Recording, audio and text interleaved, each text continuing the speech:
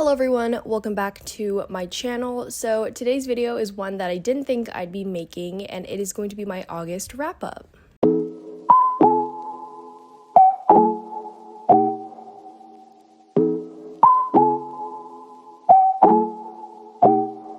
So when the summer started, I didn't plan on reading anything this summer, and I was totally okay with that because I was doing my internship in part of the summer, and then I was ready to transition into the adult life of graduating college. So I just didn't think I was going to read anything. I didn't think I was going to buy anything, but the number of times I went to the bookstore in August was just too much, and most of the books that I bought or received in the month of August were ones that I actually picked up, and that's just kind of happens when I buy new books or when I receive things. I just get really excited for them and I end up reading them. So I did catch a reading bug at the beginning of August, and I started reading books and I realized, oh my god, yeah, reading is so fun. So I picked up more, and I just read a ton of books this month that I completely loved. I don't really rate my books anymore, and you can watch a whole video of that. I'll leave it in the cards or in the description, but I made a video on why I don't rate my books anymore using the 5-star rating system. So this video is under the premise that these are books that I would have given 5 stars if I used the rating system, but I don't. But it's kind of confusing to some people, and it's just too much to explain. So this is my August wrap up of books that I loved and that I would give all 5 stars, and it was just a really great reading month. So grab a cup of joe, get some breakfast, sit down with me, and listen to me as I talk about these books that I loved and convince you to read them. Okay, so the first book that I have here that I read in the month of August is Chemistry by Weike Wang, and we're starting the month off really strong here. This book follows a chemistry PhD student who is trying to just find the meaning of her life through her relationships and trying to reconnect and rekindle her love for science again. If you know me, you know that this is such, I'm a sucker for any book that's oh, it's a student going through academia, trying to navigate their life through their research and science. I am such a hoe for these books. I call it my hot girls hate academia phase, and you'll see why if you watch the books that convinced me to leave academia book recommendations video that I made, the one that I'm talking about, the one where I reference this book, because I have just fallen into this love of books that are exactly like this. And a lot of these books, something that's really prevalent in these books is that it doesn't really follow a plot. I mean, the main plot is that it's just about this girl who is trying to finish her chemistry PhD and at the same time trying to navigate her relationships. Is this recording? Yeah, it's recording. But other than that, it really just follows her throughout her life. It doesn't really have a certain rise and fall and climax of the story. And I just really enjoy that. I think it mimics the way real life happens. There's not always a plot to our lives. Wow, that's so deep. But even in my own life, I find my life to be very chaotic and very full of ups and downs and random things happening. And I think these books really highlight that. This book has a very quirky writing style, for lack of a better term. I hate the word quirky, but that's the only way to describe this writing style, because the voice of the character is very chaotic, very jargony at times with the amount of science in this book, but I think it's supposed to be like that for a reason. I think that it adds to the voice of the story of this character who's just very confused and is trying to use any type of scientific jargon that she may not even understand to explain her life and make her feel better about it. So I really love this book. It's great. It's a fast read, so you can read it super quickly. And I would highly recommend it if you're into books about people of color in academia, and that exposes some of academia's, bright light. So yeah, would highly recommend this book. And if you watch that video, you can find so many other books that are like that. Okay, speaking of books that changed my life, the next book I read in August was Atomic Habits by James Clear. I'm not going to go too much in this book just because I did a whole reading vlog on it. I documented my progress of 2 weeks of me reading this book and slowly integrating changes into my life.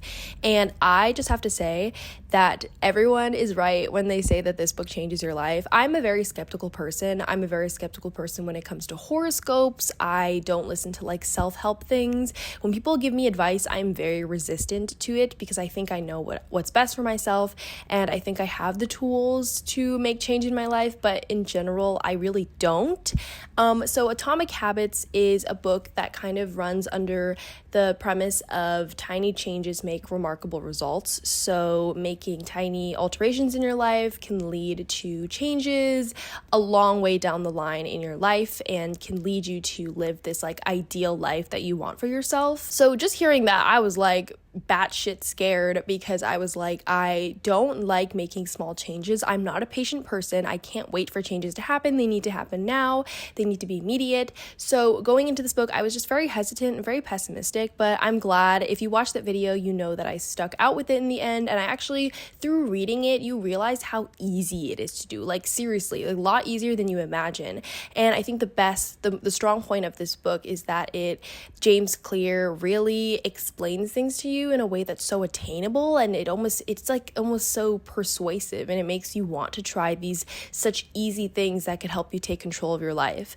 So I would definitely recommend this book. It really is worth all the hype. And if you don't want to go out on a limb and purchase this book or get it on audiobook, there are free resources you can find on James Clear's website. I know he runs like a newsletter, and you can find free downloads and free like habit there's like some free habit graphs and stuff that he mentioned in this book that are free on his website. So I would just highly recommend using these resources. I think it's kind of weird to think how like accessible these resources are for someone who really wants to take control of their life and make some change. So yeah, you can see that I've like tabbed it all up. I've written in the pages. I've reread this book multiple times. There's a certain line that I reread all the time, which is the one about like identity and habit change, because I just keep forgetting it for some reason. But yeah, this book changed my life, and it will change yours for a small price. Okay, so the next book we have here, I don't even have the book because it is so good that I just lent it out immediately, and I forced all my friends to read it as soon as I finished it.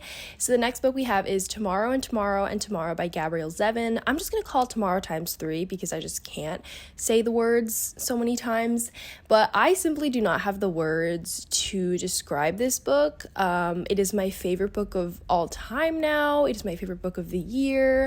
I just don't have the words to describe this book, so I'm not even going to try because I just feel like it's not going to do it justice, and I want to make sure that I convince you. And I think the only way I can convince you to read this book is to tell you that every person that I have made read this book, like, absolutely loved it. It is their new favorite book. Like, they've been screaming at me. They're like, oh my God, why'd you make me read this book? Okay, but jokes aside, this book follows two friends, Sam and Sadie, who are childhood friends, but they have a sort of a falling out, in their childhood, and then they meet a few years later, actually a lot of years later, and they decide to create a video game together. Now, that is like the short and sweet premise of it, and I know that's like if it doesn't interest you, that's fine, but it is much more than that. It's kind of reductive for me to explain it like that, but I don't really know how else to explain it. It's a book about friendship, love, grief, reality, and success. Like, it's a book that falls into so many different categories and genres, I feel like, but overall it's a book about video games. Like, I'm not gonna lie here, like, this book is very big on video games. If you're not a video games person, you might still like it, but it is very heavy on the video game jargon. You don't have to know the references to this book. I know I didn't, but I think the beauty of creating video games in a book has always just been something that I've been interested in. Again, like I said, I'm not a video game person, but I love books about video games. Like, if I might do a recommendations video on this because I actually have read so many books about people making video games. And books about like virtual reality or whatever. So let me know if you're interested in that. But anyways, back to Tomorrow times 3. The reason I think I love Tomorrow times 3 so much is because I can't decide what I love about it. Like, I can't decide if it's the amazing story that really just swept this whole thing and it made it feel so real, or if it was the characters, because the characters are just... I just have stuck with these characters ever since I finished this book, and I still feel like they're a part of like this real world that we're living in, that they're real celebrities. One thing that I love about this book is that it focuses on complicated friendships. It focuses on a relationship, on a friendship that is built on distrust, and it is built on lies and manipulation. And I feel like that is very interesting because you can see how this friendship develops despite all these challenges and hurdles and obstacles. And I think something that I've been missing in a lot of fiction lately, or I guess you could say YA fiction, because YA fiction is mostly all about like friendships, like sisterhood, like all about the good friendships and the positives of it, but rarely do you ever hear the negatives of friendships or the dark side of like, what happens when friends have a falling out and how strong that bond of friendship really is. So I really like that in this book because it's just reminding me of just like all the great relationships in my own life. So yeah, I don't know what else I can say about this book to make you read it. It is such an amazing story that will have you gasping at many different parts in the book. You'll be like, no, why are you doing this, Gabrielle, Zevin? Why are you torturing us like this? And it is just such a great book. And now I'm on a mission to read anything else that this author has written because I did not know about this author before this book. I know that Gabrielle's very acclaimed. So I was like, why have I only heard about this author now? But that is to my detriment because this book is amazing and I'm going to read everything. So the next book that I read is one that everyone and their dogs is reading. You probably know what it is. It's I'm Glad My Mom Died by Jennette McCurdy. This is a memoir by Jennette McCurdy, the iCarly star, the girl who played Sam. I think that's right. Yes, I'm not like a super big iCarly fan. I was a part of the generation that grew up on that show, and I did watch everything. I watched all the episodes and everything. But in terms of like how it stuck with me as a child, I wouldn't say. I didn't watch the remake or whatever. So this book I kind of just picked up because one, it was blowing up everywhere and I definitely wanted to read more about her life. I'm not someone who's very accustomed to memoirs, so reading this was a bit outside my comfort zone, but I'm really glad I did. And another point is thanks to Simon & Schuster for sending me this book because it was like sold out everywhere. I was trying to get a copy and then it came to me and I was like, oh, thank God. But you can definitely borrow it or buy it on audiobook. I heard the audiobook is really great as well, which I really want to listen to because it's narrated by Jennette McCurdy. So anyway, this story is a memoir about Jennette McCurdy's childhood and her growing up and what it was like growing up with her mom and being a child star, someone in the spotlight for so long, following her mother's dreams and not her own. I will say that Jennette McCurdy is such a talented writer with a knack for storytelling. I think she has such an ability to write humor into introspective and very insightful comments and stories, is that she's able to infuse this humor to make it more lighthearted or to really show her voice. Like, she has a very strong voice that comes out and is very apparent in her book. Reading it, I read it in one sitting. I know, right? Like, I did not expect it either, but when I started reading it, I just kept flipping pages, and by the time it was dark, I was literally sitting in this room, this exact chair right here, and it was dark, and I had finished the book, and I was like, what just happened? Like, what just happened? And I think the really interesting part of this is having that connection with her and knowing who she was when she was a child and when she was on iCarly. There were some moments where in the book I was like, wow, I didn't know that was happening, during these moments, when she was on the show, when she was off the show, what she was doing after. And I think it's very humbling. It very much teaches you about how celebrities, or especially child stars, are abused, but also how, they are real people and they are not these like figures that just like don't experience any pain or trauma. They are real people who have their own issues in life and, experience some of the same things that we do. So it was just a very humbling experience to be reading this book. And yeah, I don't know what else to say about this book. I don't rate books, and I especially don't rate memoirs because I don't have a right to rate them, someone else's life. But this book is amazing. You should definitely pick it up, even if you have no, association with iCarly or Jennette McCurdy. It's just a memoir for the ages that teaches you so much about life and getting through obstacles, finding your identity when everyone is trying to beat it it down and trying to tell you otherwise. It's a great book with some great writing, so definitely check it out. So after I read I'm Glad My Mom Died, I was on such a memoir kick after that I decided to pick up another memoir that has been kind of sitting on my shelf for quite a while. I actually did get it this summer. I got it in Oregon when I went to Powell's. Anyway, the next book that I read is Beautiful Country by Qian Wang. And this book is just...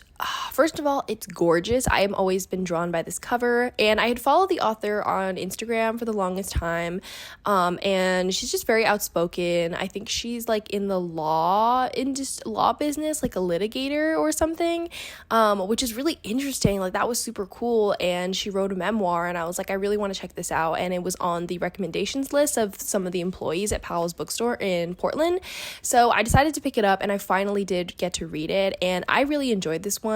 It's a very emotionally tense book. It's hard to read at times. It's painful. Like, I'm not going to recommend this to you as like a fun, lighthearted read to spend your summer reading, but I think it's a very necessary book for you to read about what it's like following the life of an undocumented child in America, living in poverty in New York, as in the late 1900s and early 2000s, and it follows her life as she most of her childhood, though. It doesn't really follow her into adulthood that much. It follows most of her early childhood and her parents' history.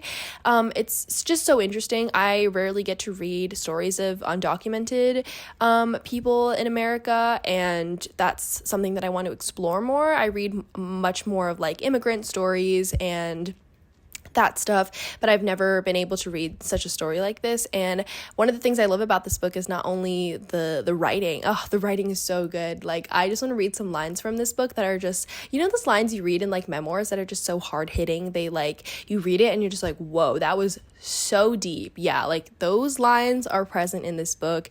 Her way of just writing those like tell all lines, I call them, lines that kind of just tell the entire story and main idea in one go, is just so impressive, and I love this book. It's an important story about invisibility, visibility, identity, and racism, and success, and suffering.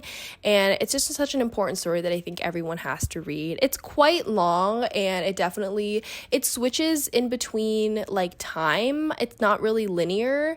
I think it is linear actually, but there are some parts that switch in between history. But I just really like the voice of it. The voice of this, it's like you're in the head of this like child, and it kind of is in a way sort of like through virtue of being through the eyes of a child. It's just very like, you know, kind of delightful and playful, because she realizes she sees some things as a child that she doesn't know what they mean and what they stand for, and then she grows up and learns what they mean. So by virtue, it's very playful, and it's very kind of ignorant at first, but then you as a reader who has this knowledge of the world right now know what this author means. So it's kind of a cool, like, you know, universe and to live in, and a headspace to live in, and I would highly recommend this book. Please read it. Again, this is a memoir, so I'm not really going to rate it, but it is just so good.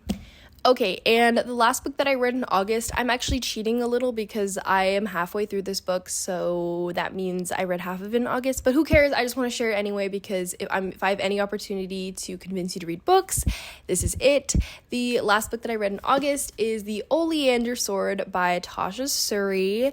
So as soon as I heard the sequel to The Jasmine Throne was out, I like immediately bought it. It was actually so funny because I am not really aware of book news anymore, so I usually wait till I go to the bookstore and see that a sequel is out before I buy it, but I just like saw this on social media and I was like, oh shit, it's out, like I gotta get it right now, because I can remember the feeling of how I felt reading the first book and loving it so much that I was like, where's the sequel? So I picked it up, and this is the sequel. God, look at this dinosaur. This is the sequel to The Jasmine Throne, a part of the Burning Kingdom series. It's a sapphic series by Tasha Suri, and it is so so good, okay? I don't know if you've heard of the first book, but the first book, The Jasmine Throne, follows a maid servant and an imprisoned princess as they find that they have common enemies and a common goal and become unlikely allies and fall in love while also saving the world. It is so good. Like, this is Tasha Suri's world, and we're all just like living in it, because for real, the worlds that she makes, like, you really start to question like if she has like some just like ability. Like, I don't know, sometimes I read her books and I'm like, wow, this seems like it's like a part, it's like real, it's like a part of history, because that's how expansive and rich her worlds are. It seems like it's a part of our own history, and it wasn't something that was just created by a wonderful mind. That's how good it is. My favorite part about her books is her characters, because so the main characters are Malini and Priya, who is the maidservant and the imprisoned princess, and it sort of does go into dual POV. Like, at the end of the day, it is a story about these two characters, but the way that Tasha Suri is able to draw our attention to different characters in the story, so even though it is dual POV, we do get some chapters from some of the side characters and even some strangers. Like, sometimes we'll get a perspective from just like the guard who's on duty, who's watching this all transpire. And I personally, not trying to draw too much from this, but I think that it's like a commentary on how the different situations and scenarios are perceived from people in different parts of this hierarchy of this world. And that is so mind-blowing, first of all, but it's just so interesting how she's able to create that divide in this world and this division. And you can see, okay, sorry, my camera stopped recording, my card was full. Anyway, what was I saying? Okay, about this book, the Oleander Sword. So this is the sequel, and I can just tell you how amazing it is. Even after reading the first book, it is just so good. Like, I just want to be reading Tasha Suri's fantasy books all the time, and I definitely think if you're in the market for a new fantasy series to invest in with some amazing kick-ass heroines, I would definitely recommend The Jasmine Throne. It is sapphic, it is super queer, and I love that. I love queer fantasy books, and that book is just so good. I definitely want to read the like sapphic trifecta. That's what they call it on social media, and I'll put a little sign here, like a little image here of what I mean by that, like the 3 books that like released at the same time. But yeah, I'm just so excited by everything that I read this month. Okay, that was it for this video. If you enjoyed it, please give it a thumbs up and let me know what you read in August, and if you read any of these books that I mentioned, and if you enjoyed them.